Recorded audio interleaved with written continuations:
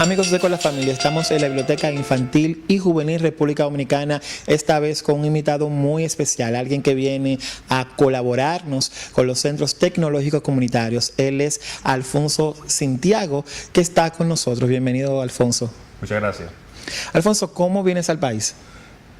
Yo trabajo con los TICs en la Universidad de Minnesota y trabajé antes, como mi maestría fue en Desarrollo Internacional, en estudios latinoamericanos. Entonces tenía esos dos intereses, tanto las TICs como cómo uno aporta a Latinoamérica. Y esos dos intereses me llevaron a trabajar con los centros tecnológicos comunitarios. Alfonso, entonces, ¿cuál fue tu motivación para venir al país? Bueno, en parte me enteré de los lincos, de cuando eran lincos y luego como modificaron a hacer CTCs y eso me motivó. Y lo otro que me motivó fue que yo no conocía la República Dominicana, pero mi abuelo era dominicano. Mi abuelo lo exiliaron a Venezuela durante los años de Trujillo y en el 59 él fue uno de los comandantes de una de las invasiones que trató de derrocar a Trujillo, que llegaron el 14 de junio por Constanza. Entonces, él murió, igual que murió mi tío tenía 16 años entonces, y mi papá, por ese legado, le dio el nombre a mi hermano completo de mi abuelo y a mí el nombre completo de mi tío. Pero yo no conocía la República Dominicana, pero tenía esa... Por eso murió mi tío, por eso murió mi abuelo, y yo no conozco este país. Entonces tenía unas ganas de regresar y aportar de alguna manera. Eso fue algo que me motivó, aparte de los TICs, de poder como conocer más el país que quería mi abuelo y quería mi tío. Has tenido la oportunidad de visitar diferentes centros tecnológicos comunitarios de los que tenemos en el país. ¿Cuál es tu opinión de ellos y cómo evalúas al personal que trabaja en los mismos? Bueno, me ha encantado trabajar con el personal, tanto cuando los visité tanto en Sabana de la Mar, El Ceibo, Oviedo este año. Visité varios el año pasado, porque el año pasado me enfoqué más en conocer el programa. Uno cuando trabaja en un programa de desarrollo, uno no quiere venir con ideas de afuera. Como que nosotros sabemos más cómo funcionan las cosas. Venimos y te traemos un platillo espacial y te modificamos todo. Esa no es la idea. La idea es ver qué aportes puede tener uno, cómo en verdad lo que uno sabe de los Estados Unidos, en el caso mío, trabajo en la Universidad de Minnesota, cómo eso en verdad se enfoca y puede ayudar en las realidades y la situación local, el contexto local. Si uno no simplemente trae un platillo espacial y ya, sino que uno quiere ver cómo se aplica. El año pasado esa era mi idea, como viajar a los distintos centros tecnológicos, conocerlos un poco más, conocer el personal de esos centros, y este año sí me enfoqué más en un programa. Pero la gente, bueno, me encantó trabajar con ellos, gente muy buena, tanto facilitadores como encargados, como la gente ya acá de la capital, y este año sí he trabajado muchísimo más directamente en las oficinas acá que tienen en la capital. ¿Crees que los centros tecnológicos comunitarios pueden incidir verdaderamente en la educación y en el desarrollo de las comunidades en las que operan? Sí, a través de los TIC, lo que está pasando cada vez más, especialmente cuando vamos del TIC 1 a los TIC ya 2 y luego como sigue mejorando la tecnología, la educación informal y la no formal están cada vez teniendo un impacto más fuerte. Y también la educación formal, pero que no sea directamente organizada en el sentido de que bachillerato, universidad, etc. Sino universidad que prepara a la gente, tal vez con cursos pequeños, pero que prepara a la gente a tener las habilidades de conseguir un empleo, de mejorar sus capacidades para el sector económico. Me parece que los centros tecnológicos proveen esa facilidad, que ayudan a las personas en cualquier área del país a que puedan conectarse al mundo y aprender capacitaciones, porque uno de los problemas que teníamos era la brecha digital de acceso, que no hay acceso a tecnología. Pero luego cuando tienes acceso, ¿significa qué? El hecho es que acceso no significa buen uso. Entonces luego viene la parte de, bueno, puedes tener un cyber y la gente se va al cyber y se conecta, pero el centro tecnológico también promueve el uso efectivo de la tecnología, de los TICs. Y esa era la otra parte que me motivaba, cómo podemos usar los TICs de una manera más efectiva. Y me ha encantado trabajar en ver todo el proyecto. Entonces, el programa que vienes a implementar, ¿en qué se basa? Cuando yo vine la vez pasada, una de las cosas que noté era que no había mucho uso de la educación en línea. Era interesante en el sentido de que ya tienen más cuentas de Facebook y de Twitter entre ellos y se comunican y vienen acá a la capital a hacer los entrenamientos, pero me parecía que la educación en línea ha crecido mucho. Una de las partes que yo trabajo en la educación en línea es la educación abierta. La educación abierta es que hay muchísimos recursos abiertos en el Internet. El Internet, ya por ejemplo, nada más con YouTube. El año pasado se decía ya en YouTube, si vas a las estadísticas de ellos, cada minuto suben 72 horas de video a la plataforma. El año pasado eran 48, el año antes de eso eran 24 y ahora este año ya son 100 horas de video al minuto en YouTube. cada vez creamos y creamos más contenido. Estar conectados es importante al internet y también entre las comunidades. Pero en cursos en línea, uno de los cambios más grandes, el New York Times, por ejemplo, designó como la palabra del año en el 2012 los MOOCs, que son los cursos masivos en línea. Sebastian Thrun en Stanford dio un curso de inteligencia artificial en el 2011 con 200.000 estudiantes. O sea, hay una capacidad de llegarle no solo nada más a los 90 y más centros que existen actualmente, los 120 que habrán en el futuro, sino que puedes llegarle a todos los rincones del país, a la comunidad de su casa. Cada vez la educación en línea es más importante. Entonces, quería ver en parte cómo podíamos mejorar o empezar a capacitar personas para que usaran un sistema de cursos en línea. O sea, lo que hemos hecho es utilizar Moodle, que es un sistema abierto, el que utilizamos en la Universidad de Minnesota, pero también en universidades como la Universidad Abierta de Inglaterra, Open University en Inglaterra, y en otras universidades también. Y se basan en eso, en poder llevarle la educación a más personas, a veces a reducir costos, no necesariamente, pero sí tienen esa posibilidad también. Recientemente, en un estudio, se designó a Instagram como la red social con más usuarios, esto dejando a un lado lo que es Facebook y Twitter. Pero, ¿qué otras herramientas, qué otras páginas pueden las personas entrar y pueden edificarse visitándolas?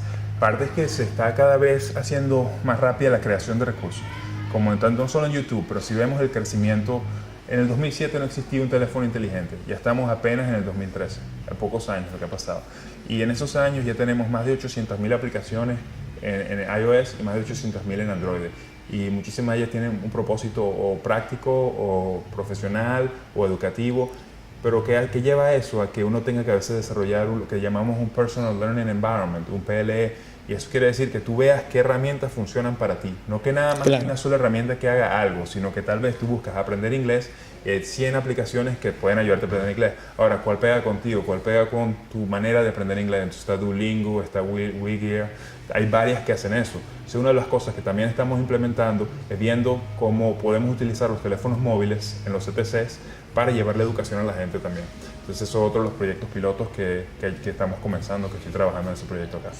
¿Con qué ayuda puede un usuario de un centro tecnológico buscar aplicaciones, por llamarlo de una forma, que vayan acorde a sus necesidades? Tienen que pensar cuáles son sus necesidades, comenzando por ahí, ¿no? Pero ¿están capacitando a alguien para que los ayude a identificar cuáles son? Actualmente el proyecto móvil está en una infancia, digamos. Entonces actualmente estamos...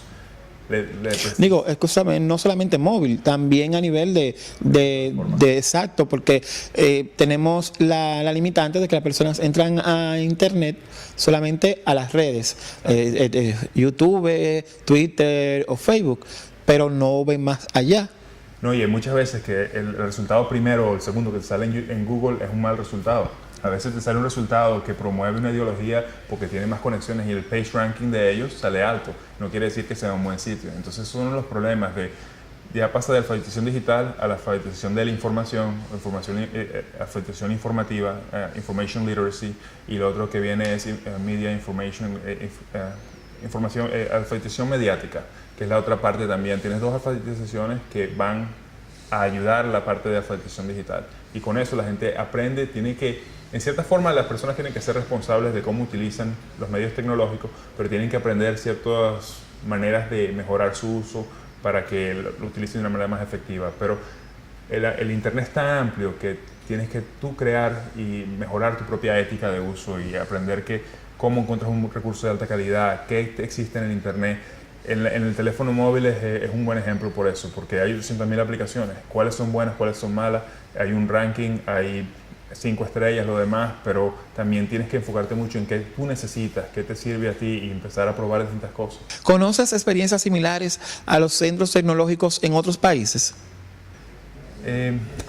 Hay otros casos parecidos. En México tengo conocimiento de uno de sus programas que tiene rasgos parecidos, pero una de las cosas que me llamó la atención del proyecto de los CTC es qué tan arraigado o cómo mezclaba aspectos de mejorar la comunidad como comunidad, no nada más tecnología.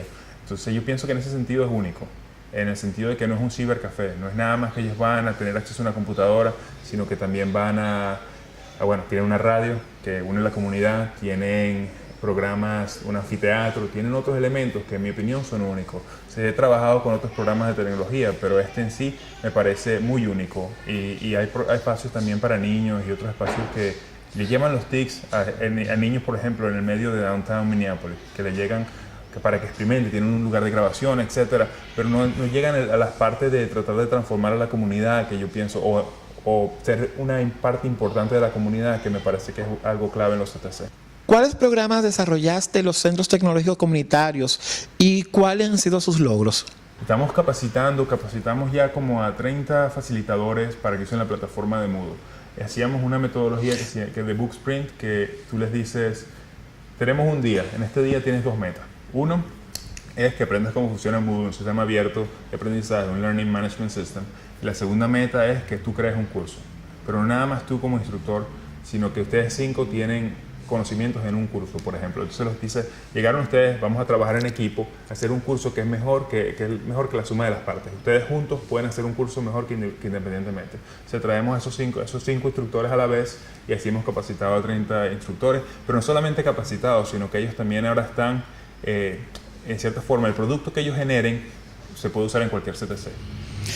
Has visto ya los centros tecnológicos, ya hemos hablado de ellos, pero ¿cómo tú ves en un futuro los centros tecnológicos en nuestro país? Yo pienso que han habido cambios desde el comienzo del programa. Si tú ves a los Lincoln inicialmente con el container, tú puedes decir que esta es la versión 1.0. Tienes luego la versión 2.0 que tenías ya un lugar, una casita que parecía más aculturizada o localizada. Luego cambió al 3.0, que ya es un centro comunitario en cierta forma, y tienes que preguntar cuál es el 4.0 o 5.0 si ya existe un 4, pero que siempre hay un cambio y ese cambio tenemos que ver cómo se hace y en mi opinión cada vez agregando más la transición que ha sucedido de que la alfabetización digital era saber usar un ordenador, a diferencia de que cada vez significa cómo utilizas el internet en sí, porque cada vez el internet es más dominante en esta relación. Cada vez las aplicaciones van a las nubes, tanto las aplicaciones de Google Docs, como las aplicaciones de SkyDrive o muchísimas aplicaciones, Dropbox, muchos servicios están yendo a las nubes. Entonces, eso va a hacer que haya un cambio eventualmente de los CTCs, probablemente podrían ser los 4.0 entonces, pero sí, las TICs, no hay una meta fija. Si hay algo que cambia rápidamente es la tecnología. Entonces, hay que adaptarse. Un placer conocerte y poder conversar contigo. A ustedes continúen con la familia, ahora desde la vicepresidencia.